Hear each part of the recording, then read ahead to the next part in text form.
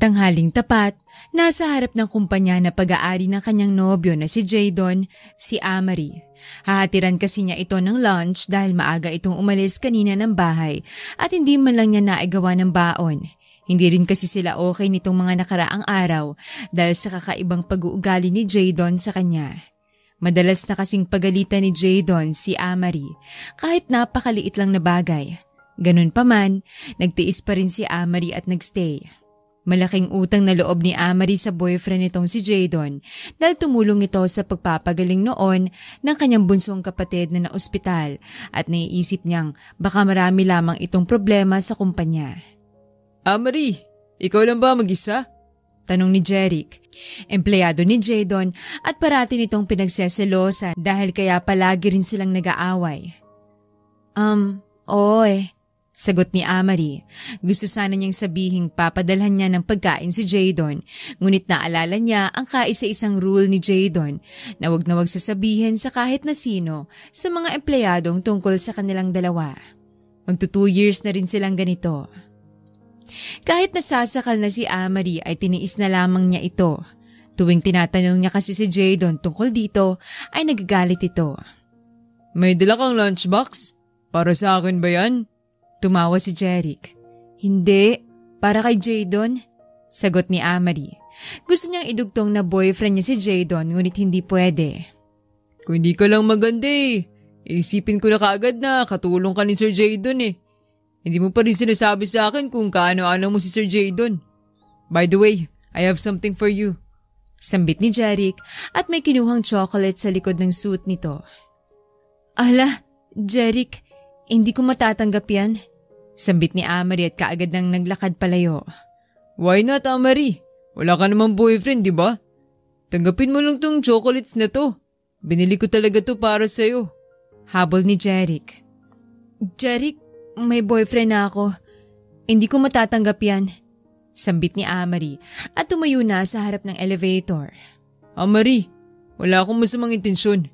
It's just chocolates. Look. Please. Matagal kitang hinintay na bumalik dito sa opisina para lang maibigay ko sa'yo to. Nagmamakaawang boses ni Jeric. Naisip ni Amerie, wala naman sigurong masama kung tatanggapin niya ang chocolates na ito. Naisip niyang magagalit na naman si Jadon kapag nalaman niyang galing ito kay Jeric pero gagawa na lamang niya yon ng palusot. Tinanggap niya ang chocolates at malamig na nagpasalamat. Kaagad din namang umalis doon si Jeric na napahiya. Dumating si Amerie kung saan ang opisina ni Jadon, ngunit nasa labas lamang siya ay nakaramdam siya ng kakaibang kaba. Parang may pumipigil sa kanyang huwag buksan na pintuan ng opisina nito.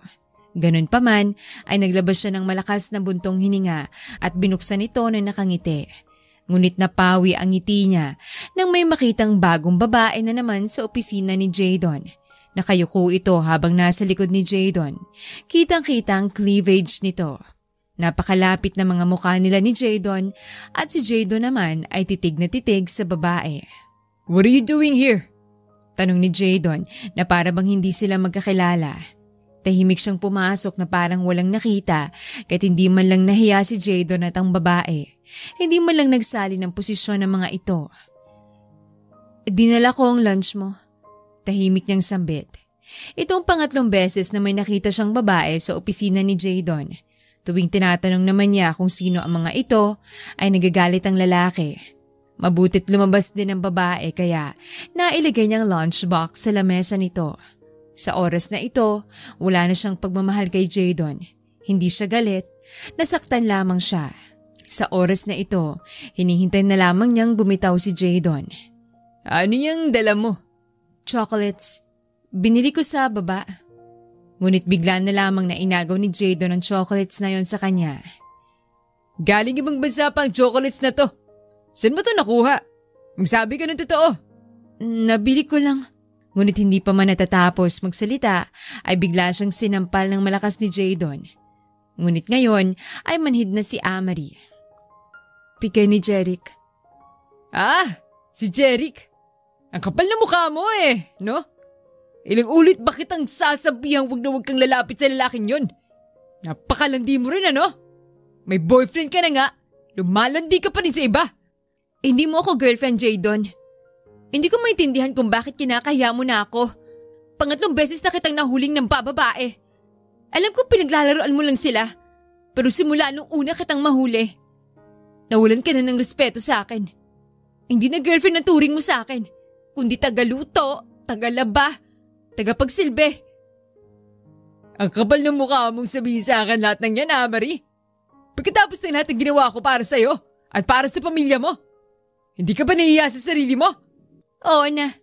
Malaking utang na loob ko sa'yo. Pinagamot mo ang bunso kong kapatid at tinutulungan mong pamilya ko financially. At ipinapangako ko sa'yo, babayaran ko lahat ng yon. Nawalan na nga ako ng respeto sa sarili ko, kakahabol sa'yo. Pati ikaw, kahit yung konti lamang na respeto sa akin bilang girlfriend mo, wala na rin. Shut the fuck up, Marie! Kahit ano sabihin mo, hindi mo matatakpan ang katotohanang malandi ka pa rin. Ano? Gusto mong Jeric na yun? Jadon, ayoko na. Mahinang sambit ni Marie na papaatras habang sinusubukang lumayo sa lalaki. Anong ayaw mo na? Hindi tayo nag-work, Jadon. Pagod na ako. Hayaan mo kung piliin mo ng sarili ko ngayon. Nang aktong lalapit na si Jadon sa kanya ay kaagad siyang lumabas ng opisina. Alam na niya ang mga ganitong eksena. Tuwing sinasabihan niya si Jadon na maghiwalay na sila, ay parating na lamang siyang nasasaktan nito ng pisikal. Kaya ngayon ay sisiguraduhin na niyang makatakas ng tuluyan sa lalaking ito. Don't you dare run away from me! Bumabalik ang mga senaryong sinasaktan siya ni Jadon tuwing nagagalit ito o may hindi ito nagustuhan. Hindi niya makitang lumalayo siya sa boyfriend niya. Pakiramdam lamang niya'y sinasagip niya ang sarili mula sa kapahamakan.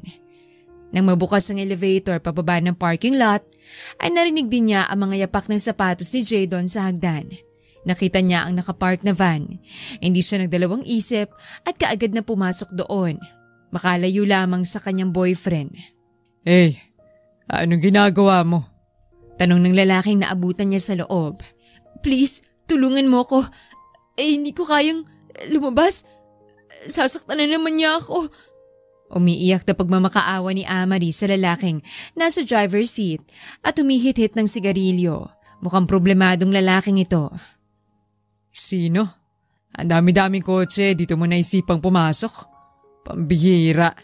Inisasambit ng lalaki at aktong bababa na para buksan na pintuan at palabasin si Marie. Ngunit napansin niya ang lalaking humahabol kay Marie. Mukhang may hinahanap nga ito. Iyon ba? Turo nito kay Jadon. Mabilis na tumango si Marie. Takot na takot. Alam niyang malilintikan talaga siya kay Jadon kapag nagpakita pa siya rito. Ano ginawa sa'yo ng gagong yun? Binastos ka ba? Pagalit na sambit ng lalaki at aktong bababa na, mabutit na pigilan ni Marie. Huwag please, boyfriend ko siya. Ngunit hindi na maayos ang relasyon namin. Nasasaktan ako, nalulunod na ako mag-isa. Masasaktan na ako kapag babalik ako sa kanya. Please, pagod na ako. Ilayo mo ko sa kanya. Huwag mo hayaang makita niya ako. Please. Tuloy-tuloy ang pagpatak ng mga luha ni Marie. Napatitig ang lalaki sa mga pasang natamo ni Marie. Lumambot ang paningin nito, tsaka nag-iwas ng tingin. Sinaktan ka niya ng pisikal. Bakit hindi mo siya kagad na iniwan o nagsumbong sa mga polis? Tanong ng lalaki.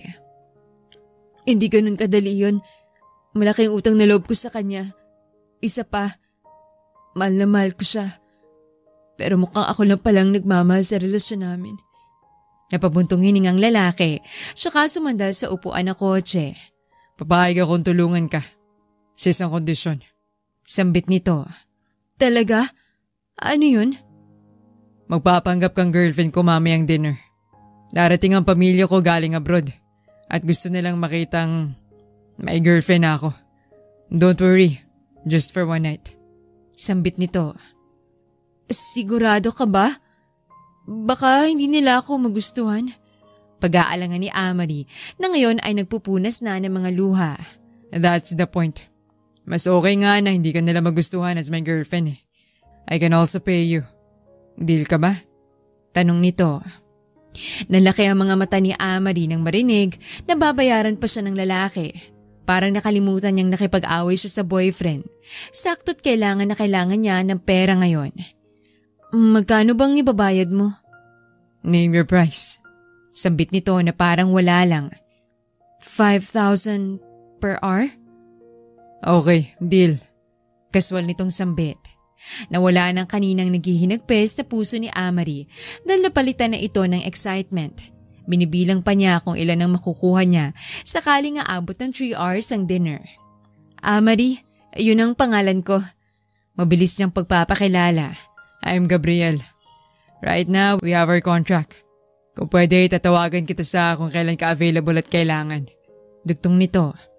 Walang problema. Anytime. Your phone number? Ngunit wala pa siyang dalang cellphone. Tanging itong saplot lamang niya ang daladala niyang gamit. Nangihiya tuloy siyang ngumiti kay Gabriel. Kapag nabayaran mo na ako, bibili ako ng cellphone. Bubuntong hininga si Gabriel, tsaka itinapon ng sigarilyo. Lumingon ito kay Amari. So, are you ready? Ngayon na ba? Oo, we're running out of time. Kailangan mo pang magsuot ng disenteng damit. Napatingin si Amari sa suot niyang simpleng white t-shirt at skinny jeans. Nahihiya siyang ngumiti. Walang sali-salita ay pinaandar na ni Gabriel ang kotse tsaka na sila umalis. Halo-halong emosyon ang nararamdaman ni Amari. Masaya siya dahil nakatakas siya sa abusado niyang boyfriend. Ngunit meron din sa kanyang nanghihinayang dahil sa tagal na pinagsamahan nila. Minahal niyang totoo si Jadon.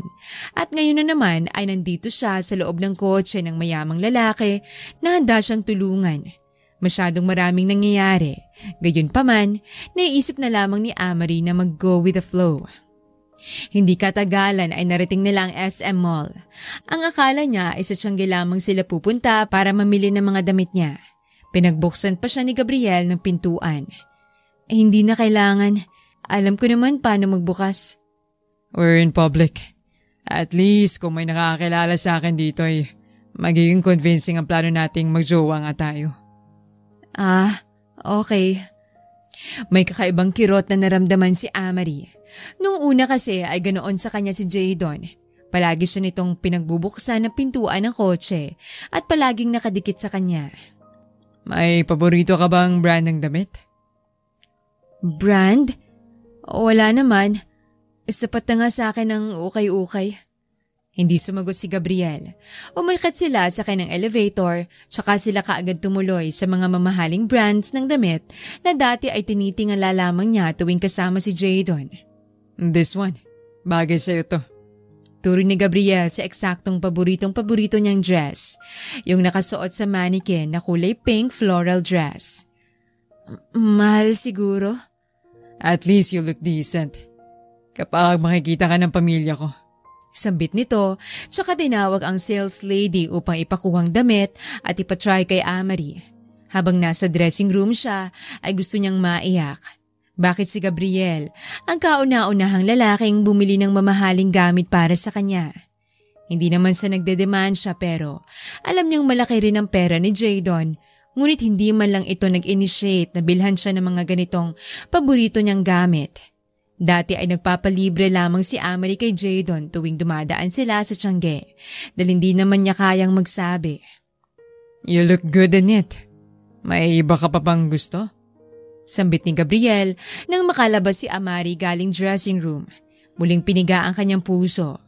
Ngunit pinilit niyang isa walang bahala ang mapilit niyang utak sa pagkukumpara kay Jadon at Gabriel. Wala na, Gabriel. Okay. Ako mamimili para sa'yo. Sambit nito, tsaka naglakad sa loob ng shop upang mamili pa ng damit. Halos lahat ng napipili ni Gabriel na damit ay lahat niya nagustuhan. Marahil ay parehas sila ng taste ni Gabriel pagdating sa mga bagay. Masyadong marami, Gabriel. Hindi mo ba gusto? Bagay nga sa'yo eh. Gusto, pero madami na masyado. Hindi ko kayang tanggapin. This is part of our contract. Akong gagastos sa lahat ng kailangan mo. Hindi nakasagot si Amari. Natutuwa din naman ngunit nakaka-guilty din kapag sobrang dami na. Sunod silang pumunta sa mga high heels. Ang isa sa pinakapaboritong mga gamit ni Amerie ay high heels. Sumabog ang kanyang puso sa tuwa at hindi napigilan ng sariling tumakbo sa matagal na rin niyang tinitingalang stilettos. That will look good on you. Sambit ni Gabriel at kaagad na dinampot ang high heels at pinasuot sa kanya. Katulad ng akala ni Amerie ay kasya nga sa kanya ang sapatos.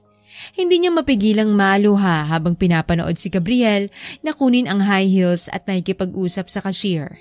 Matagal na niyang pantasya ang sapatos na yon. Are you crying? Hindi, napuwing lang ako. Hindi sumagot si Gabriel kaya hindi na rin nagsalita si Amerie. Tahimik silang pumunta sa may salon upang ayusin ang kanyang buhok. Dahil undecided si Amerie ay si Gabriel na rin ang pumili ng hairstyle ni Amerie. Habang inaayos ang kanyang buhok ay napapatingin si Amerie kay Gabriel gamit ang salamin. Abala lamang ang lalaki sa cellphone nito. Napapangiti siya sa loob-loob. Naiisip niyang ang swerte siguro ng babaeng mapapangasawa ni Gabriel dahil sa patience nito. Oh, Pak! Ang ganda-ganda mo na, iha! Ako lang owner nitong salon Kukunin na kitang endorser. Sambit ng baklang nag-ayos sa kanya. Mahabang buhok ni Amerie. Ginumputan lamang ito ng konti at ginawang butterfly cut. Magulo ngunit bagay na bagay sa maliit niyang muka. Salamat, pero sobra naman kung magiging endorser. Tumawa si Amerie. Sige na, ipakita mo na sa boyfriend mo. Sambit ng bakla. Bago pa man makasagot si Amerie, ay lumapit na si Gabriel. You look gorgeous. Ngumiti si Amerie sa narinig. Bagay na bagay talaga kayo ng jowa mo, sir. Ang ganda-ganda. Hindi nga ako makapaniwalang hindi siya artista o model. Ang gwapo-gwapo mo rin. Sambit pa ng bakla. How much for this cut? 2,500 lang, sir. Sagot ng bakla. Ibinigay ni Gabriel ang pera sa bakla, tsaka kinuha ang kamay ni Amerie at tuluyang umalis na doon. Kanina pa hinihintay ni Amerie na sabihin ng totoo sa baklang yon na hindi talaga sila pero hindi binawi ni Gabriel. Saan tayo pupunta? You need makeover. May mga visible kang pasa sa mukha. We need to cover it. Marunong akong mag-makeup? Hindi na. Afternoon, we will be having our lunch. Hindi sumagot si Amerie at sinunod lamang ito. Nang dumating sa makeup artist ay umalis na muna si Gabriel. Mabilis lang naman ang ginawang pag-aayos kay Amerie dahil light makeup lang ang nilagay sa mukha niya. Nang matapos ay saktong dumating si Gabriel. Tapos na? May susunod pa ba? Sambit ni Amerie nang dumating si Gabriel. Suotan din niya ang dress. Ngunit tila nahihirapang magsalita si Gabriel nang makita si Amerie sa harap. Gabriel? Lutang ka ba? I'm sorry. Kaagad nag-iwas ng tingin si Gabriel. Sakto rin dahil gutom na si Amerie kaya excited siya sa sinabi na Gabriel na magla-lunch sila. Ayos ba? Yeah. Nagustuhan mo ba talaga? Kaya ko namang mag-makeup ulit. Hindi na. Ayos na yan. Umiiwas ang tinging sabi ni Gabriel at basta na lamang naglakad. Hindi naman okay ang sagot mo Ayos ba talaga? Just shut up. Ayos na yan. Hindi na lamang din sumagot si Amerie. Narating nila ang snack-in sa loob ng mall kaya doon na sila kumain. Tahimik at casual lamang silang kumakain. Hanggang sa matapos na silang kumain ay kaagad na silang sumakay ng kotse ni Gabriel. Sabi nito ay uuwi na raw sila sa mansyon upang doon hintayin ang pamilya ni Gabriel. Maraming iniisip si Amerie. Masyadong maraming nangyari sa araw na ito. Papalubog na rin ang araw. Hindi pa rin nagsisink in sa kanyang lahat. Pagdating sa mansyon ay hindi niya mapigilang mamangha sa laki nito. Katulad lang naman ito ng bahay ni Jadon, ngunit di hamak na mas organized at mas alaga ang mga pananim na nasa labas. Dito ka muna sa kwarto ko. Or if you want, you can watch TV. Do whatever you want. I'm fine. By the way, ito. Meron na ring SIM card. I asked the sales lady to put the SIM card. Bigay mo sa akin ang number mo. Inilahad ni Gabriel ang karton ng iPhone. Nanlaki ang mga mata ni Amari. Hindi man lang niya napansin kung kailan ito nabili ni Gabriel. Pero Gabriel, ang usapan ay kapag nasweldohan mo na ako. Makukuha mo rin ang sweldo mo ngayon. Pareho lang yun. Tanggapin mo na and just put your phone number on mine. Walang nagawa si Amari tuwing naririnig niya ang maotoridad na boses ni Gabriel, kaya dali-dali rin na lamang niya itong sinunod. Pagkatapos ay umalis na sa kwarto si Gabriel. Walang ginawa si Amari buong araw kung hindi kalikutin ang bago niyang cellphone hanggang sa namalayan na lamang niyang 6:00 na pala ito ng gabi. Abala na ang mga katulong sa paghahanda ng dinner. Dahil malapit na ang mga bisita, bumaba na rin si Amari upang kahit papano ay tumulong. Hindi siya sanay na walang ginagawa. Ma'am, ang kabilin-bilinan po ni Sir Gabriel. Huwag na daw po kayong patulungin. Magpahinga daw po muna kayo. Sambit ng katulong nang umakto si Amaring tutulong sa pagpe-prepare. Hindi ako komportable kapag walang ginagawa. Tsaka mas dumaraming iniisip ko. Pero ma'am, alis ka agad ako kapag dumating si Gabriel. Walang nagawa ang maid. Tumulong si Amari sa pagluluto at halos siya na rin ang nagluto ng karamihan sa mga pagkain. Nagsimula na silang maghain ng mga pagkain sa lamesa at saktong pumasok si Gabriel. Amari, let them do their job. Bakit ka ba nandyan? Nililibang ko lang sarili ko, Gabriel. Wala namang masama kung tutulong ako sa kusina, 'di ba? Ang trabaho mo ay dapat na hindi ka magustuhan ni na mama. Lalo na si ate. Hindi ang kabaliktaran. Ano bang mga hates nila? Si ate, ayaw niya sa madaldal. Si mama, you should wear revealing clothes. Ayaw na ayaw ni mama nun. May idea na kung anong gagawin. Ngumiti ng malawak si Amari. Darating na sila within 1 hour. Kakababa lamang daw nila ng airport. Susunduin ko na sila.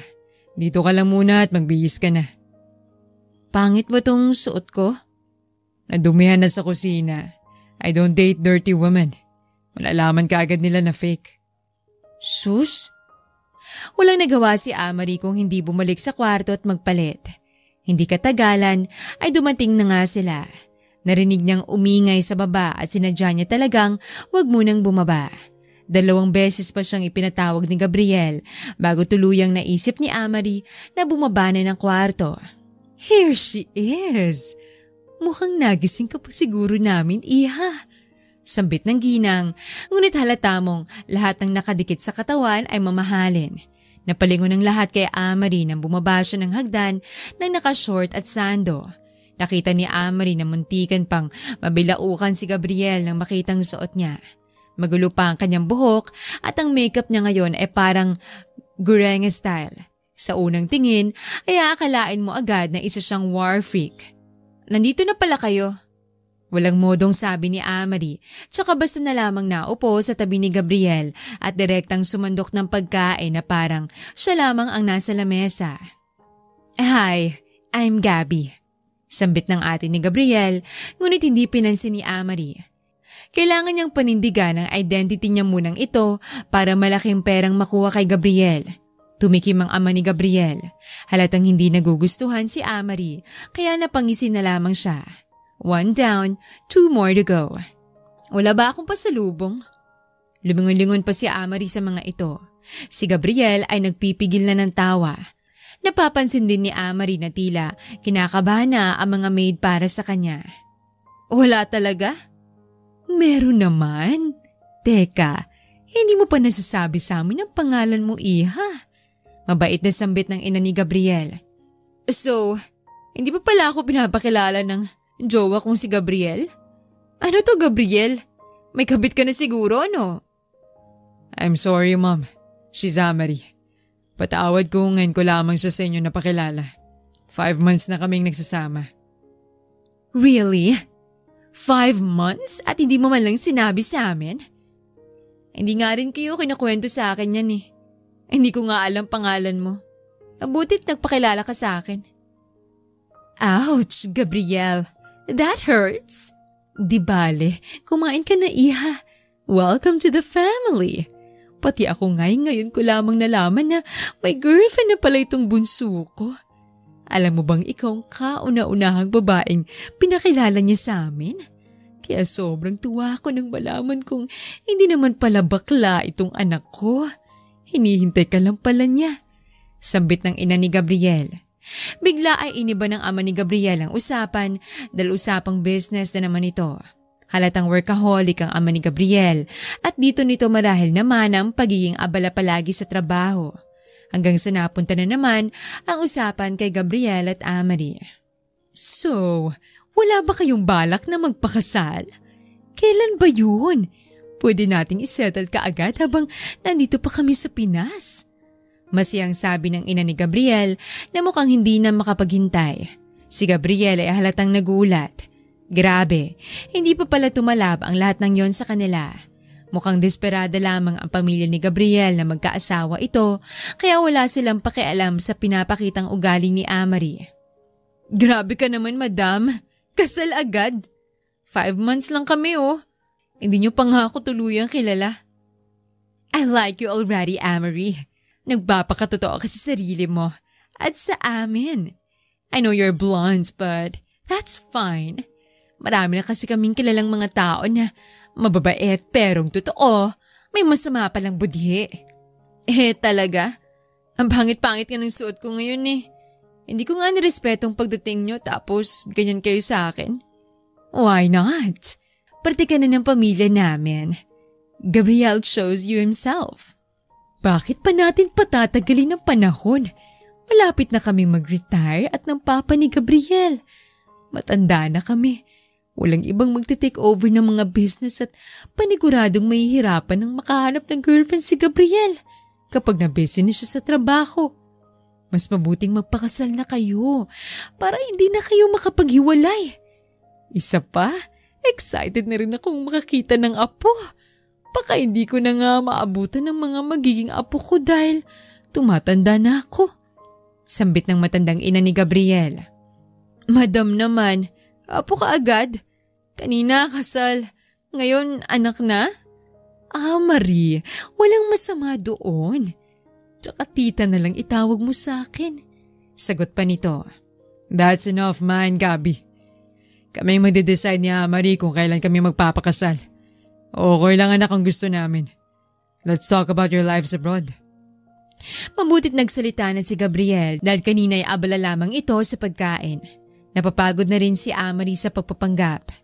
Hindi naman siya talagang walang modo pero para sa trabahong ito ay gagawin niya. Busog na rin siya dahil pinagpipilitan niyang matakaw siya. Habang abala at seryosong pamilya sa pag-uusap ay bigla na lamang na dumighay si Amari ng pagkalakas-lakas. Dahilan para maputol ang seryosong usapan ng pamilya at napalingon silang lahat sa kanya.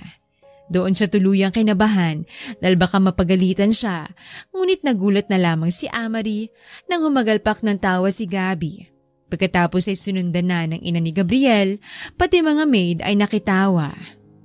You're so funny, my gosh! Sakat ng tiyan ko! Nagtamang paningin ni na Gabriel at Amari. Pinanliitan ni Gabriel na mga mata si Amari, senyalis na hindi nagugustuhan ni Gabriel ang nangyayari. Bigla na lamang na tumayo si Amari at walang sabi-sabing umalis sa lamesa. Hindi pa man niya nauubos ang pagkain, ngunit ito na ang last straw niya. Paniguradong napakabastos ng ginawa niyang yon kaya sigurado siyang kamumuhian siya ng pamilya ni Gabriel. Nahiga na lamang siya sa kanyang kama. Tila sasakit na ang kanyang ulo sa pag-iisip ng kung ano-ano. Kinuha na lamang niya ang cellphone at in-entertain ang sarili. Hindi katagalan ay may kumatok sa kanyang pintuan. Kaagad niya itong binuksan sa pag-aakalang yun si Gabriel. Hi! Hi! Anong ginagawa mo rito? Dala ko lang yung minimin ni Mama na pasalubong mo. I don't know if mahilig ka sa dresses but these are super cute dresses at for sure ay bagay sa'yo. Tinignan ni Amari ang hawak nitong may tatak ng mamahaling brand. Kaagad siyang nag-guilty dahil sa pagtataray niya sa pamilyang to gayong may mga mabubuti naman itong puso. Hindi ko kailangan yan. Tanggapin mo na. Isuot mo bukas. May trip tayo sa Baguio. Ha? Kasama ako? Oo naman. You're part of the family. Tsaka, isa pa, I'm so excited na mas makasama ka pa. I like you already. Natangan na lamang si Amari. Hindi niya maintindihan kung ano meron sa pinakita niyang ugali ang nagustuhan ni Gabby. Bakit? Tanggapin mo na lang yan, sis. Maaga pa tayo bukas. Good night. Walang nagawa si Amari kung hindi tanggapin na lamang ang regalo nito. Tsaka niya tinapon ang sarili sa kama. Kinakain na ngayon ng guilt. Hindi katagalan, may kumatok na naman sa pintuan. Ano na naman? Natigilan si Amari nang si Gabriel pala ang nasa harapan niya. Doon ka matutulog sa kwarto ko. Ano? Tututuhanin mo ba to, sir? Excuse me? Hell no. Just to prove that we're really together. Isa pa, kanina pa nagsasabi si Mama na bakit hindi raw kita kasama. Nagsisimula na silang magtaka. Doon ka sa baba, ako sa kama. You failed. Anong gagawin ko? Hindi ko naman alam na mahilig pala sa bad girl yung mga angkan mo eh. Hindi ko rin alam eh. Gaagawan ko ng paraan. Pwede rin namang wag na. Basta may sweldo ako. Ayos din naman pala tong trabaho eh. Tara na. Hindi na nakasagot si Amari dahil kaagad na tumalikod si Gabriel. Wala siyang nagawa kung hindi sundan ito. Pagpasok nila sa kwarto ni Gabriel ay namangha siya sa ganda at bango ng kwarto nito. Halatang workaholic ang may-ari. Responsable, amoy gwapo, mayaman at malinis. You sleep on the floor. Ano? Akala ko ba ikaw ang sa floor? Well, kama ko to. Bahala ka. Magtabi tayo rito. Hindi ako halis dito. Walang nagawa si Gabriel kung hindi maglatag ng mga gamit sa sahig upang doon matulog dahil nahiga na nga si Amari sa kama nito. Sinubukan pang hilahin na Gabriel ang makapal nitong kumot ngunit ayaw bitawan ni Amari. Naglabas lamang ng malakas na buntong hininga si Gabriel tsaka kumuha ng ibang kumot. I can't believe I'm doing this. Hindi katagalan ay pinatay na ni Gabriel ang ilaw upang makatulog na. Hindi sumagot si Amari sa tumalikod kay Gabriel. Ngayon na nag-sink in sa kanya ang lahat-lahat, lalo na ang pag-iwan niya kay Jadon. Hindi niya namamalayang pumatak na pala ang kanyang mga luha. Umiiyak siya ng walang tunog dahil ayaw niyang makagimbala kay Gabriel. You're free to go tomorrow. I was surprised na hindi ka umuwi sa inyo. I was waiting for you to ask. Mas lalong sumakit ang damdamin ni Amari. Wala naman kasi siyang pupuntahan. Nasa probinsya pa ang kanyang pamilya. Live-in sila ni Jadon, ngunit hindi na siya pwedeng pumunta doon ngayon. Bukas ihatid kita ng maaga. Tulog ka na ba? Ang bilis mo makatulog. Hindi sumagot si Amari, ngunit nagalaw lamang niya ang paa kaya alam ni Gabriel na gising pa siya. Seeing you kanina, you were afraid. Hindi ko alam anong nangyari sa inyo ng boyfriend mo. But I'll say you don't deserve him. Kung siya man ang dahilan ng mga pasa, then it's good that you left him. Don't feel guilty or feel bad about him. Hindi mo alam ang lahat. Gising ka pala. I know, hindi ko alam. Wala akong kalam-alam sa nangyayari sa'yo. Nakita kong may mga pasa ka sa likod at sa braso kanina habang nagtitry ka ng mga dresses. Kahit gaano ka pa man minahal ng lalaking yun, nagawa ka pa rin niyang saktan. Dapat nga matagal pa lang iniwan mo na siya eh. Hindi ganun kadali yun. Palibasa hindi mo pa na-try na magmahal ng totoo kaya ka ganyan. Hindi na napigilan ni Amari na maiyak ng malakas. Matagal bago nagawang sumagot ni Gabriel. Yes, it's true na never ako nagka-girlfriend. But I know to myself na hindi ko magagawang saktan ng pisikal ang babaeng mamahalin ko. Hindi nagawang sumagot si Amari. Tuloy lamang siya sa pag-iyak. Hindi siya umiiyak dahil mahal niya pa si Jadon. Nasasaktan siya tuwing naaalala niya lahat ng panggagago sa kanya ni Jadon. Lalaban ko rin bukas tong bedsheet mo. Sambit ni Amari dahil basang-basa na ng kanyang luha ang kama nito at ang una nito. Hindi na. Just cry. I won't mind. Ginawa nga ni Amari. Hinihiling na sana kahit papaano ay mabawasan ang sakit. Halos nakakalampas 30 minutes na rin siyang umiiyak. Kaya dahan-dahan na rin siyang tumahan. Ipinapangako sa sariling ito na ang huling oras na iiyakan pa niya si Jadon. Sobrang katangahan na ang nagawa niya. Hindi katagalan ay may naramdaman silang mga yapak na papaakyat ng kwarto. Hindi katagalan ay may kumatok sa pintuan kaya kaagad na naupo si Gabriel. Hindi katagalan ay narinig nila ang boses ng ina ni Gabriel. Mabilis namang tumakbo si Gabriel sa tabi ni Amerie, lalo pa nang marinig nilang bumukas ang pintuan kasabay ng pag-andar ng ilaw. "Dinalhan ko kayo ng gatas. Baka sakaling nauuhaw kayo." Sambit ng ina ni Gabriel na mukhang masayang-masaya sa ginawa. Ngunit nawala ang atensyon ni Amerie nang mapansin niyang nakayakap na pala sa kanya si Gabriel. Pakiramdam niya hindi siya makahinga. "Maama naman. Bakit ka naman basta-basta na lamang pumapasok sa kwarto ng magjowa?" "Sorry anak, gusto ko lamang kayong hatiran ng gatas para makatulog kayo ng maayos. Tsaka nag-bake kasi ako ng cupcakes para sa papa mo, kaya naisip kong hatiran kayo. O siya, aalis na ako ha. Marami pang cupcakes sa baba kung gusto nyo ha." Sambit ng ina ni Gabriel, tsaka mabilis nang umalis. Masayang makitang magkatabi sila sa kama, sabay na pinatay nitong ilaw. Hindi pa rin magawang magsalita ni Gabriel. Hindi niya alam ang sasabihin, gayong nakayakap pa rin sa kanya si Gabriel. Huminga siya ng malalim. Sorry." Mabilis na lumayo si Gabriel kay Amerie. Malalim na rin ang paghinga nito. "It was to convince my mom na magjowa nga talaga tayo. Magtataka talaga yon kapag nakita tayong magkalayo." "Alam ko." "Go to sleep." Kaagad na tumalikod si Gabriel. Hindi man lang bumalik sa kinahihigaan nito. "Yung cupcakes sa dala ng mama mo?" "Busog ako.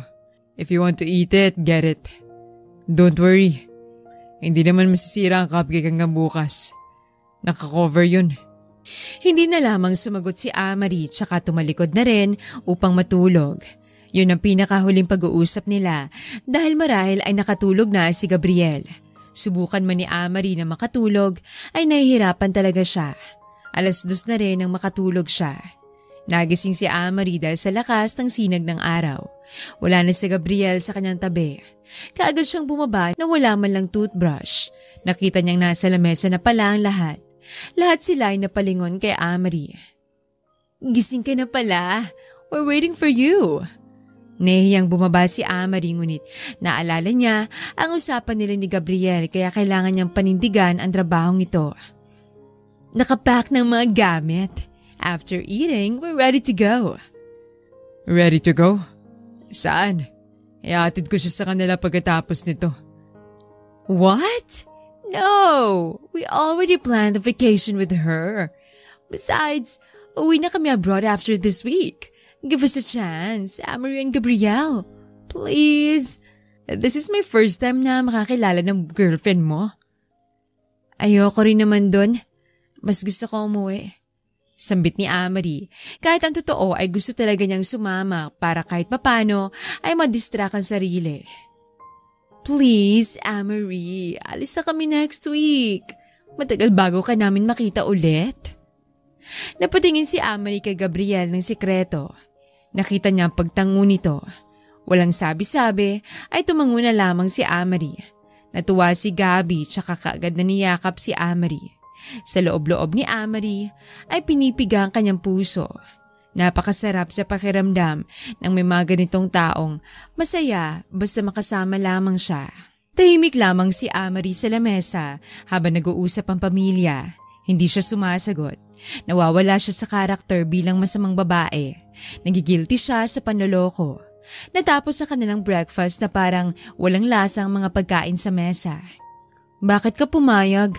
Tanong ni Amerie nang nagsisimula na silang mag-empake ng gamit upang umalis na. Nasa labas lamang sila ng bahay. "Aalis din sila next week. Matatapos ang contract natin sa next week." Hindi sumagot si Amerie. "Just enjoy the trip. May mga gamit ka na rito.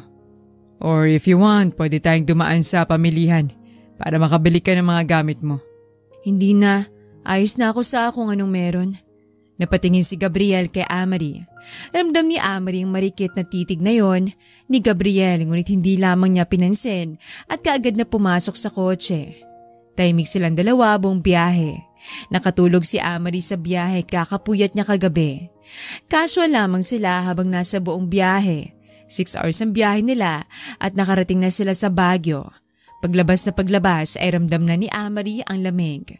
Itong first time niya rito kaya ganoon na lamang siya kung matuwa at halata yon sa mukha niya. You have a rich boyfriend. Hindi ka niya dinala rito?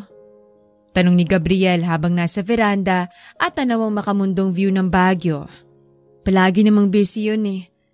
Isa pa, ayoko rin mag-request dahil nakakahiya. Masarap siguro magkape dito, no? Tinitigan muna ni Gabriel si Amari bago ito sumagot.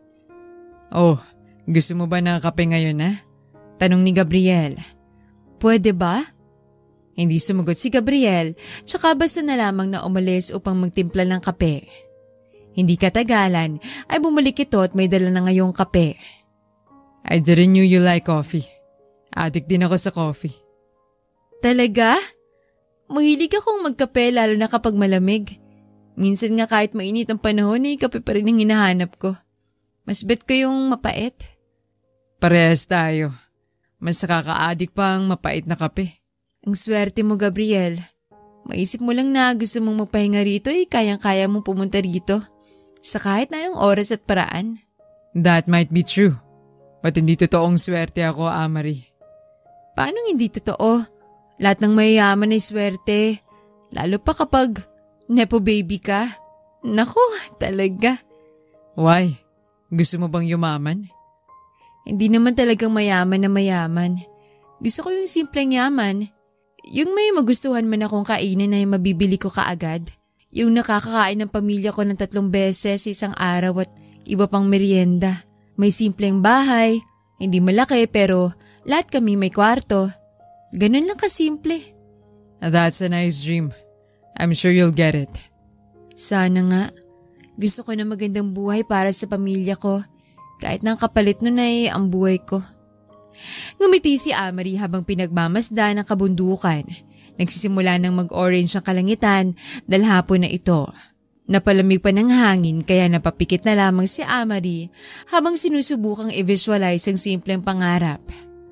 Nakakailang singgudo nang nakatitig si Amari sa kabundukan hanggang sa mapansin niyang walang sabi ni Gabriel kaya nilingon siya nito. Ngunit tila tumalon ang puso ni Amari ng paglingon niya. Gabriel ay nagtamang kanilang mga mata. Nakatitig na pala si Gabriel sa kanya. Nag-iwas ng tingin si Gabriel kaagad. Magpahinga ka na. Marami pa tayong bibisitahin mamayang gabi. Sabi nito tsaka kaagad ang tumalikod. Naiwan doon si Amari kaya in-enjoy na lamang niya ang view. Katulad ng sabi ni Gabriel ay nilibot nga nila ang Baguio. Bumisita sila sa isang strawberry farm at saktong harvesting ngayon ng strawberries kaya pwedeng tumulong. Gabriel! Hindi ganyan! Ganito! Tinuruan ni Amari si Gabriel kung paano tamang pag-harvest ng strawberry dahil palagi itong namamali. Share na lang tayo sa basket mo. Hindi. Alam ko na, mag-race tayo. Kung sino may pinakamaramit mabilis mag-harvest. Ano? Lugi ako niyan. Anong lugi? Parehas lang tayo, no? Lumaki ako sa hirap. Pero first time ko kayang gagawin to. Okay, deal. Pero dapat may prize ang mananalo. Dahil confident si Amari na hindi mananalo si Gabriel sa race na ito, ay pumayag siyang may prize. Sinimulan na nga nila ang karera. Seryosong-seryoso sila sa karera. Ang kaninang napakaarteng lalaking si Gabriel, ngayon ay punong-puno na ng duming damit para lamang manalo. Nang mapansin ito ng ibang mga tao roon, ay nagsimula rin ng mga itong mag-cheers sa kanila. Go, Gabriel! Sigaw ng iba. Go, Amari! Talunin mo yung hambog kong kapatid! Natapos ang kanilang race nang mag-alarm ang sinet nilang oras na 5 minutes. Umuwi ka na, Gabriel, dahil puno ng basket ko! Mayabang na sambit ni Amari, tsaka inilahad ang kanyang basket na muntikan na niyang mapuno ng strawberry ang basket. Well, we're not sure about that. Sunod namang inilahad ni Gabriel ang basket na ngayon ay puno ng mas maraming strawberries at napakaganda pa ng pagkakaharvest noon. Madaya! Kumindat lamang si Gabriel tsaka tumawa. It's fine, Amory. Matatalo mo si Gabriel sa ibang bagay. Hindi siya marunong manguha ng strawberry, diba? I don't know about that, pero kasi madalas si Gabriel dito, baka may knowledge na siya. I won! Where's my prize? Hindi pa natin napag-uusapan ng prize, ah. Ang cute niyo talagang dalawa. Alam ko na kung anong magandang prize. A date! May alam ako magandang lugar dito. Palaging nare-recommend ng mga friends ko. A date? Halos sabay pa talagang nakapagtanong si Amory at Gabriel nang marinig ang sabi ni Gabby. Huh? Why not? You're in a relationship. Bakit? Ayaw niyo bang mag-date? Hindi naman sa ganun. Syempre gusto. Pero hindi naman dapat na yun ang price eh. Diba, love? Tila natanga si Gabriel sa narinig na tinawag ni Amory dito. Love? Oo naman. Napag-usapan na namin ang date namin. Make sure na pupunta kayo sa recommended kong restaurant ha. Doon din kami unang nag-date ng asawa ko eh. Kaya napaka-romantic. Sayang wala siya rito ngayon. Oo naman, pupunta kami doon. Pero siguro kapag last day na natin dito para mas memorable. That's fine, Amory. I'm sure magugustuhan niyo parehong lugar. Umalis na kaagad si Gabby dahil tinawag ito ng mga naging kaibigan sa farm. Naiwan sina Amory at Gabriel. So, anong gusto mong price?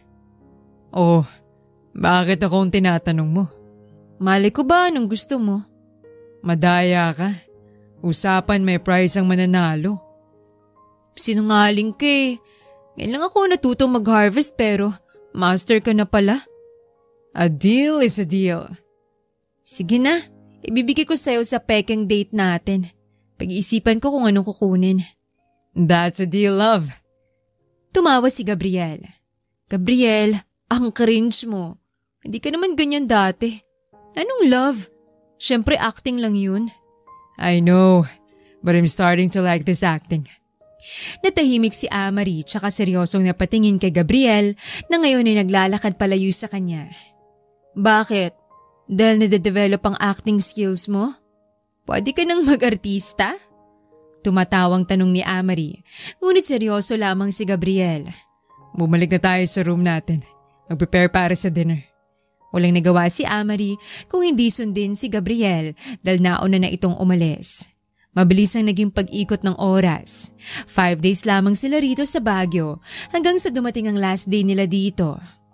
Ang araw din ng date nila ni Amory sa lugar na nirecommend nga ni Gabby. Si Gabing nagbibihis ngayon kay Amory dahil excited talaga ito sa date ng dalawa. Sa loob ng 4 na araw nilang stay dito ay naging close na talaga sila ni Amory sa pamilya ni Gabriel, lalo na kay Gabby. At mas lalong pinaglapit ang loob ni na Amory at Gabriel. Ayan! Ang ganda-ganda talaga ng future sister-in-law ko. Siguro, super cute na mga magiging anak niyo ni Gabriel. Nakaramdam na naman ng kirot sa dibdib si Amory dahil nagigilty siya sa panlolokong nagaganap. Hindi pa naman napag-uusapan ng tungkol doon. Ha? Bakit hindi? Couple kayo. Dapat alam niyo na yan. Ayan, ready to go ka na? Salamat.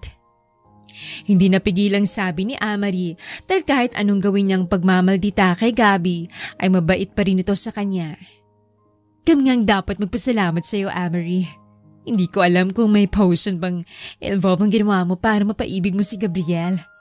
Ang akala nga namin ay hindi na yun magkaka-girlfriend eh. May sakit si Papa at gusto niyang makakita ng apo. Sa akin, nawawala na kami ng pag-asa. Kasal kami ng asawa ko for 5 years and we've been trying to make a baby pero walang nangyayari. We made ourselves check. Sa akin nga may problem. Hindi ko mabibigyan ng apo si na mama. Mas lalong na guilty si Amory. Gusto na niyang magsabi ng totoo pero hindi pwede. That's why we're so lucky to have you in the family. Salamat at tinanggap niyo ako. Oh, sige na. Lumakad ka na. Inintay ka na ng sasakyan mo. Umalis na nga si Amory na may kirot sa kanyang dibdib. 6 days siyang nanatili sa pamilyang ito. Uuwi na mga ito sa abroad bukas kaya ibig sabihin lamang nun na putol na rin ang kontrata nila ni Gabriel. Pinipigilan niyang sariling wag maiyak dahil masisira ang kanyang makeup. Pagdating sa venue ay nakita na nga niya roon si Gabriel na nakaupo sa may pinakagilid na area ng restaurant kung saan tanaw ang mga kabundukan at ang Baguio. You look stunning. Si ate mong nag-ayos sa akin. Tahimik lamang na naupo si Amory sa upo ang inihanda ni Gabriel para sa kanya. What? Are you okay? Hindi ka ba nagigilty? Nagigilty san? Na niloloko natin ang pamilya mo. Akala nila totoong magkasama tayo. Aalis din sila bukas. Hindi ka na magigilty dahil matatapos na ang kontrata natin. Mas lalo pang naging tahimik si Amory nang marinig yon. Don't worry. I'll tell them na we broke up in a good term. Bakit ba kasi ayaw mo magkaroon ng girlfriend, Gabriel? Nakita mo ba kung gaano kasi ang pamilya mo? Nung nalaman nilang may girlfriend ka na, nakaka-guilty silang makitang masaya pero niloloko lang pala natin sila. Nah, I just don't have time for girls. Maybe kung magkagusto man ako ng babaeng mamahalin. Yung babaeng kagaya mo. Biglang bumilis ang pagtibok ng puso ni Amory nang marinig yon kay Gabriel. Anong ibig mong sabihin? I never dated anyone in my entire life. Marami na akong nakikilalang mga babaeng gold digger, manluloko at manggagamit. Pero ikaw ang nakilala kong napakasimpleng babae. Ikaw ang pinakakakaiba sa lahat. Hindi ka sigurado. Kakakilala mo lang sa akin? We've been together for 5 days. Nasa isang kama't kwarto. Hindi ko may paliwanag pero komportable ako kapag ikaw ang kasama ko. It's like kilala na kita matagal na and we're meant to know each other. Tila piniga ang puso ni Amory sa narinig, ngunit may kung ano sa kanyang utak na pumipigil sa nararamdaman ng kanyang puso. Natatakot siya na baka maulit ang nangyari noon sa kanyang past relationship kaya ayaw na muna niyang magkagusto sa kahit na sino man. Hindi alam ni Amory kung anong isasagot at mabuti na lamang dahil dumating ang waiter na dala na ang in-order ni Gabriel. Mabuti naman dahil lahat yon gusto ni Amory. Ngayon na ako nakatikim ng ganito kasarap na pasta. Paano mo nalamang paborito kong pasta? Palaging pasta ang in-order mo. Lihim na nangiti si Amory, tsaka pinagpatuloy ang pagkain. Nag-usap pa sila ng tungkol sa mga ibang bagay at natatawa na lamang sila nang malamang halos parehas na parehas pala sila ng gusto. Parehas mahilig sa kulay yellow, parehas ng mindset at parehas na mahilig sa libro. Inabot sila ng 2 oras sa pag-uusap hanggang sa kailanganin na nilang umalis dahil ngayon ang last day nila rito. Habang nasa maliit na jeep ay hindi mapigilan ni Amory na maging emosyonal. Na-enjoy niya talaga ang trip na ito. Isa pa, nakalimutan niyang tungkol kay Jadon dahil kay Gabriel. Nandito na tayo. Nang makababa ay wala sa sariling niyakap ni Amory si Gabriel tsaka siya tuluyang umiyak sa balikat nito. Naguguluhan man si Gabriel ay niyakap niya ito pabalik. Are you okay? Hindi sumagot si Amory. Gusto lamang niyang umiyak kaya hinayaan lamang din ni Gabriel tsaka sinimulan siyang patahanin. Halos 30 seconds din silang magkayakap tsaka kumala si Amory. I'm sorry. No, it's fine. It's okay to cry. Tara na, mahuli na tayo. Tumango lamang si Gabriel tsaka hinayaan siya. Buong biyahe nila pabalik sa mansyon ay tahimik lamang si Gabriel at Amory. Mabuti na lamang dahil pagod silang lahat kaya hindi ito pinansin ng mga kasama nila. You can rest now kung pagod ka na. Tumango lamang si Amory tsaka pumasok kaagad. Yaya, I miss your masarap na adobong manok. Pwede ba kaming lutuan ulit? Yung kinain namin nung dumating kami. Yung adobo po ma'am. Si Ma'am Amory po kasing nagluto nun eh. Sagot ng maid. Napatingin silang lahat kay Amory na nagpapahinga sa sofa. Talaga, Amory? Ikaw nagluto nun? Sobrang sarap kaya nun. Baka pwedeng magluto ka ulit, please. Last na namin dito eh. Tila piniga ang puso ni Amari. Kahit pagod tuloy siya, ay gusto na kaagad niyang lutuan ng pamilyang ito. Dahil marahil sa mamimiss niya ang mga ito at dahil sila ang unang naka-appreciate ng luto niya. Oo naman. Ngumiti si Amari ng banayad. Itong unang beses na hindi siya nagtaray. Nagtamang paningin nila ni Gabriel at nakita niya itong may bahid ng ngiti ang muka. Tila masaya pang hindi siya nagtaray ngayon. Magpahinga ka muna, Amari. Hindi na, nagugutom na rin kasi ako eh. Dumiretso si Amari sa kusina upang magluto na kaagad. Dahil kararating lamang nila ay abala ang mga maids sa pagliligpit ng mga gamit. Hindi katagalan ay dumating si Gabriel sa kusina. Anong ginagawa mo rito? Tutulungan ka. Hindi na, kaya ko naman na. Pagod ka. Tsaka nagugutom din kasi ako. Para madali na lang lahat. Palihim na natuwa si Amari kaya hinayaan na lamang niyang lalaki. Total, last day na rin naman niya rito. Habang nagluluto sila ay roller coaster ang naging reaksyon nila sa kusina. Madalas napapagalitan ni Amari si Gabriel dahil mali ang nagagawa nitong procedure at minsan na may natatawa dahil nalilito sila. Tikman mo? Masarap nga. Ganyan maglutong pinaka-the best chef sa buong mundo. Well, too bad. Hindi mo na matitikman kapag umalis na ako. Kaya enjoy yourself. Tumatawang sambit ni Amari na hinihintay na sumagot si Gabriel. Ngunit wala siyang nakuhang sagot mula rito. Yeah. Malumanay na sagot ni Gabriel. Siya katuluyang nag-walk out ng kusina.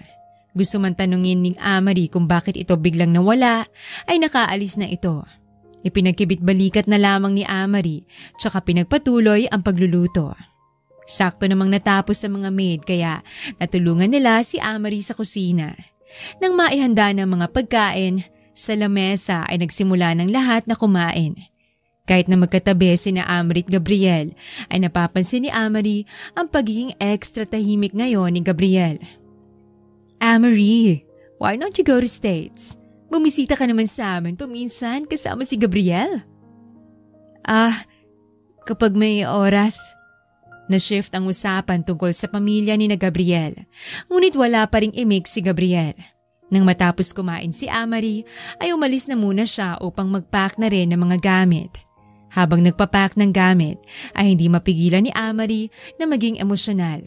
Hindi niya maitatangging naging masaya ang stay niya rito at nakatulong si Gabriel at ang pamilyang ito sa pag-heal niya.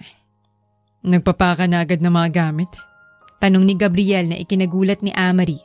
Hindi man lang niya napansin ang pagbukas nito ng pintuan. Oo, para sabay na kami ng ate mo. May matutuluyan ka ba? Naganap ako online at nakahanap ako ng magandang space. Okay. Sambit nito, tsaka bigla na namang nawala. Parang may kirot sa dibdib ni Amari dahil sa pinapakita ni Gabriel na ugali. Ganun pa man ay sinubukan niya pa rin itong baliwalain. Maging hanggang sa pagpunta nila sa airport at hanggang sa makaalis ng tuluyan ang pamilya ni Gabriel. Hindi katagalan ay pumara si Gabriel ng taxi nung nasa labas na sila ng airport. Para saan? Sasakyan mo. Huwag ka mag-alala. Ako na magbabayad ng pamasahe. Hindi mo ako ihahatid? Bakit? Tapos na ang kontrata natin. Bigla ay parang binuhusan ng malamig na tubig si Amari nang marinig ang sinabi ni Gabriel at napakalamig pa talaga ng boses nito. Tila natauhan si Amari na trabaho palang dahilan kaya siya nandito at peke lahat ng mga nangyari. Walang sabi-sabi ay pumasok si Amari sa kotse. Hindi katagalan ay iniabot ni Gabriel ang sobre sa kanya. Tara na po, Manong. Malamig ding sambit ni Amari sa driver ng taxi na sinunod naman ito kaagad. Umalis siyang hindi man lang nililingon si Gabriel. Masakit sa dibdib na isiping nag-assume siya. Pero nakalimutan niyang peke ang lahat. Walang totoo sa lahat ng nangyari. Tiningnan niya ang pera at hindi na siya nagulat nang makita kung gaano ito kakapal. Dumating na nga si Amari sa sinasabi niyang apartment na pagsistayan niya. Ginamit niya rin ang pera upang makahanap ng trabaho at mabuting nakahanap naman siya ng disenteng trabaho bilang cashier sa isang mamahaling restaurant. Ifinokus na lamang ni Amaring sarili sa pamilya at sa sarili. Ngunit walang araw na hindi niya naiisip si Gabriel. 2 months na ang nakakalipas simula nung last na pagkikita nila ni Gabriel. Katulad ng mga normal na routine ni Amari araw-araw, pumasok siya sa trabaho ng maaga. "Ganda na naman Sambit na kasama ni Amari sa trabaho nang dumating siya at dumiretso na sa cashier. "Salamat." "Teka, bakit parang ang aga-aga naman siguro? May customer na?" Tanong ni Amari nang mapansin ng lalaking nakatalikod at nakaupo na sa lamesa. Tumitingin ito sa kanilang menu. "Alam mo ba, kahapon pa yan dito. Hindi siya umuwi hanggat hindi nag-close ang resto. Broken siguro. Kung hindi lang pogi, isipin ko na, anistok ako niyan." Tumatawang sambit na kasama ni Amari. "Loko ka. Nag-half day kasi ako kahapon kaya hindi ko alam. Pero grabe naman. Baka may hinihintay siya rito at hindi dumating. Kawawa naman kung ganun." "Ewan ko nga rin Pero ang gwapo niya, Inday. Nakakahulog panty siya." Sagot ng kausap ni Amari. "Loko ka talaga?" Tumawa si Amari tsaka nag-focus na lamang sa pag-aayos ng kanyang lamesa. Hindi katagalan ay nagtaas ng kamay ang lalaking customer. Dahil masyadong maaga ay wala pang ibang mga empleyado. Gusto sanang tawagin ni Amari ang kasama niyang staff, ngunit abala na ito sa paghahanda sa kusina, kaya siya na lamang ang lumapit. Ngunit habang papalapit, ay hindi niya maipaliwanag ang sobrang bilis na pagtibok ng kanyang puso. "What's your order, sir?" Nang tuluyang lumingon ng lalaki kay Amari, parang tumigil ang mundo niya nang makitang si Gabriel ang lalaking yon. May bago itong haircut na nag-complement sa maliit nitong mukha. Iba na ang itsura, mas lalong gumwapo. "Can I talk to the cashier?" Tila nahihirapang huminga si Amari. Hindi niya alam ang gagawin. Naghahalo-halong kanyang emosyon. Hindi niya maitatangging na-miss niya ang lalaki, ngunit naaalala niya ang huling pag-uusap nila. Kailangan niya ulit pigilan ang sariling wag magpaloko dahil siya na naman ang kawawa sa huli. "Anong ginagawa mo rito?" "Can I take beef steak? Tsaka isang pasta. Yung paborito mo." Ganun pa man ay pinilit ni Amari ang maging kalmado at pinaunang profesionalidad kaysa sa bugso ng damdamin. "Iyon lang po ba, sir?" "Gabriel na lang." "Yun lang po ba, Gabriel?" Na date. Para sa cashier ng restaurant na to." Namula si Amari. Siya lamang ang nag-iisang cashier dito kaya alam niyang siyang tinutukoy ni Gabriel. Pakiramdam niya ay nanuyo na ang kanyang lalamunan sa paulit-ulit na paglunok. "The cashier is not available." "Look, Amari, I'm really sorry. Please, bigyan mo ko ng chance na makausap ka. Mababaliw na ako tuwing lumilipas sa mga araw na hindi kita makita." "Gabriel, anong ibig mong sabihin? Nakayanan mo ng 2 months 2 months kitang hinanap. Dahil hindi ko alam kung saan ka nakatira. Dahil hindi mo naman ako hinatid." "Dahil ayaw kong puntahan ka." Mabilis na sumagot si Gabriel na ikinagulat ni Amari. "Dahil sinusubukan kong pigilan ang nararamdaman ko sa'yo, Amari." Tila hindi makagalaw si Amari sa narinig. Hindi niya maigalaw ang bibig at pakiramdam niya ay kakawala ng kanyang puso sa kanyang dibdib. Kukunin ko na ang order mo." Mabilis na lumayo si Amari kay Gabriel upang i-prepare na ang order nito. Hindi nawala ang kaba kay Amari. Nanginginig pa rin siya. Naghahalo-halong kanyang emosyon. Bago sila maghiwalay ni Gabriel, ay galit ang namuo sa kanyang puso dahil inakala niyang peke ang lahat, ngunit ngayong nakita niya si Gabriel, hindi niya maipagkakailang na miss niya ang lalaki. At gayong bumabalik ang kanyang nararamdaman dito. Dahil abalang kasama ni Amari ay siya na lamang ang nakapaghatid ng pagkain kay Gabriel. Tinibayan niyang sariling huwag malaglag ang dalang mga pagkain sa tray. Tsaka walang sabing inilapag sa lamesa ni Gabriel ang mga pagkain. "Wait." Biglang pinigilan ni Gabriel si Amari nang aktong aalis na siya. "Bakit?" "Pwede ba kitang makausap mamaya?" "Wala akong oras." "Kinausap ko ang boss mo. You can go out sa lunchtime." "Ha? Bakit mo ginawa yun?" "Gusto lang talaga kitang makausap." "Gabriel, Para saan? I miss you a lot, Amari. Hindi nagawang sumagot ni Amari. Halos 20 seconds ang lumipas bago niya nagawang sumagot. Sige, pero tatanungin ko ulit ang boss ko kung pwede ba?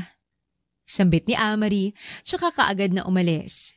Hindi niya maitatangging kinilig siya dahil sa mga narinig, ngunit naroon din sa kanya ang kaba. Matagal na ang kanila ni Jadon. Nagkita sila noon at tinapos na talaga ni Amari ang lahat kay Jadon kahit na hindi ito pumayag. Naisip niyang hindi masamang bigyan ng chance ang nararamdaman niya kay Gabriel. Kilala na niya si Gabriel, malayong malayo kay Jadon, at nararamdaman din niyang sincere ito sa kanya. Girl, nakatingin sa'yo palagi yung poging early bird. Feel ko crush ka nun. Ano ba yan? Akala ko kung crush niya eh. Sambit na kasama ni Amari nang lumapit ito sa cashier. Kakalabas lamang ni Gabriel dahil tapos na itong kumain. Ano ka ba? Hindi. Guni-guni mo lang yun. Ikaw talaga ang crush nun. Ikaw, finifeed mo pa pagiging dilulo ko. Ikaw talaga ang crush nun eh. Pansin na pansin. Ganda mo naman kasi. Sambit nito, tsaka umalis na. Natawa na lamang si Amari. Tuloy ay motivated siya sa trabaho. Dumating ang kanyang boss at nagsabi nga siyang aalis ng maaga at himalang okay na okay ito sa boss niya. Hindi niya alam paano ito nakumbinsi ni Gabriel, pero knowing Gabriel, maraming koneksyon yon. Nang dumating ang lunch break ay lumabas na si Amari dahil wala naman narito si Gabriel. Hindi niya alam kung paano pa niya mahanap si Gabriel. Dinilit na rin niya ang number nito sa kanyang phone kaya hindi talaga niya makontak. Hindi katagalan ay may pamilyar na kotseng sumulpot sa kanyang harapan. Let's go. Walang sabi-sabi pumasok si Amari sa kotse. Saan tayo pupunta? I know a place. Buong biyahe ay awkward silang dalawa. Hindi alam ang sasabihin. Mabuti at nakatulog lamang si Amari kaya hindi nila kinakailangang mag-usap. Pagising ni Amari ay nasa isang restaurant sila kung saan tanaw ang karagatan. Good morning. Tumawa si Gabriel dahil hapon naman na ito. Bumangon kaagad si Amari. First time ko rito? Mas maganda sa loob. Bumaba si Gabriel, tsaka siya pinagbuksan din ng pintuan. Salamat. Ngumiti si Gabriel tsaka naglakad na patungo sa kainan. Sa labas sila ng restaurant, naka-reserve kung saan mahangin at mas tanaw ang karagatan sa La Union. Nakaset up na rin ang lamesa. Ibig lamang sabihing pinaghandaan ito ni Gabriel. Ang ganda. Mabuti at nagustuhan mo. Nag-effort ka pa talaga. Why not? Kinakabahan nga ako dahil baka hindi ka pumayag na kitain ako eh. Kung di ka lang kasi naging maldito sa akin bago tayo maghiwalay nun eh. I'm sorry about that, Amari. Ayoko lamang kasi talagang sundan ka. I know kapag nalaman ko ang location mo, baka hindi ko makaya at puntahan ka. Bigla na namang bumilis ang pagtibok ng puso ni Amari.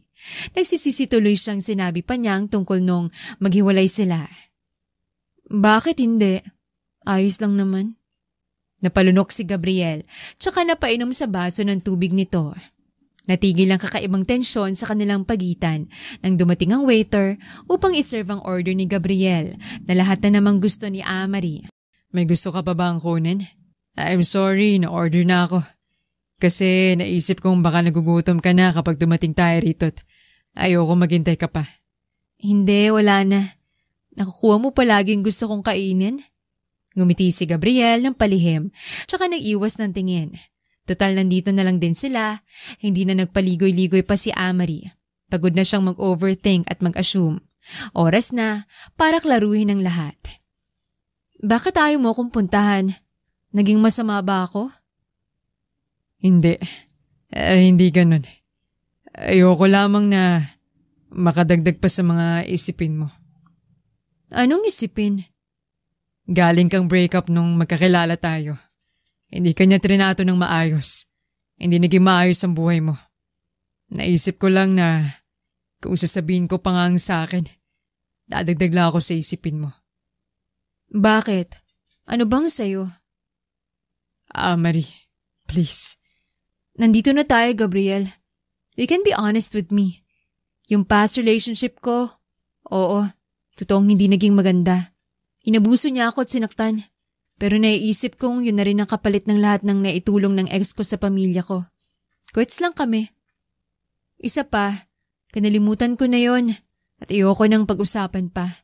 Ayaw ko muling mastak sa ganong takot kaya ngayon, focus lamang ako sa future. Sa paparating at sa hinaharap. Totoong marami akong problema at isipin ngunit hindi ka dagdag doon bilang pasanin. I'm sorry. Naisip ko lamang na wrong timing yon para sabihin sa yung nararamdaman ko. Bakit, Gabriel? Gusto mo ba ako? Direktang tanong ni Amari na ikinagulat ni Gabriel. Nanlaki ang mga mata ni Gabriel at halatang hindi mag-function sa utak ang narinig. Hindi nagsalita si Amari hanggat hindi ito sumasagot. Nung una kitang makita at pag-usapan natin ang trabaho, akala ko maing okay ang lahat. Akala ko ayoko magka-girlfriend. Pero habang tumatagal, parang hindi kumpleto ang araw ko hanggat hindi kita nakikita.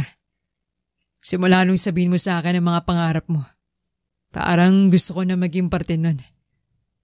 Ang dami kong nakilalang babae pero ikaw ang napakasimple. Ikaw ang nag-stand out para sa akin. And it drives me crazy being away from you. Tinanggal ko lahat ng mga traces sa'yo, your numbers, pictures, anything. Pero mas lalong nagugutom ang puso kung makita ka at muling marinig ang iyong boses. Alam kong nakakatangang pakinggan pero yun ang totoo. Natagalan si Amari sa pagsagot. Piniga ang kanyang puso sa narinig. Hindi niya alam na ganito palang nararamdaman ni Gabriel. Maging siya ay araw-araw din itong naiisip. Bakit ako? Hindi ko rin alam, Amari. Nung una kitang makita, akala ko hindi ako magkakagusto sa'yo. Pero nung makilala ko ang totoong ikaw, doon ako nagkaroon ng motivation na gumising. Bawat umaga para makita ka. Na magpursige sa trabaho para maibigay ko sa'yo lahat ng gusto mo. Maging mabuting tao para magustuhan mo. Hindi ko alam at naiintindihan ko kung hindi ka rin ganun sa akin. Hindi kita pinipilit. Uminom muna si Amari ng tubig bago sumagot. Mabuti kang tao, Gabriel. Walang dahilan para hindi kita magustuhan. Nagulat si Gabriel dahil sa naging sagot ni Amari. Mabilis na iniba ni Amari ang usapan. Kumain na muna tayo. Kumain na si Amari na parang hindi nagtatalon ang kanyang puso, na parang hindi siya kinakabahan.